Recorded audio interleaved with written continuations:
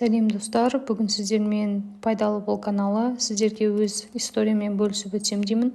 Не себепті мысықтан абай болу керек екен жайлы. Осыдан бір апта бұрын, екі апта бұрын ауылға қонаққа барып едік. Үйде мысық бар екен. Біз өзіміздің үйде мысықта ешқандай үй жануар жоқ. Қызымның мысықпен ойнағанына мәз болып күліп жүрсек, уақыт өте бір 2 аптадан кейін құлағының артында осындай бір жаран пайда болғанын көрдік. Врачқа барып, дерматологқа направление алдық.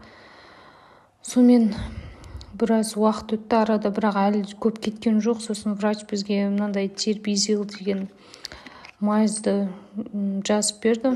Оны жазғаннан кейінгі әсермен бөліссем, мына жерде байқап тұрсыздар. Біраз кеткен. Бұл шамамен бір 3 күн, 4 күннен кейінгі қызымның дойы после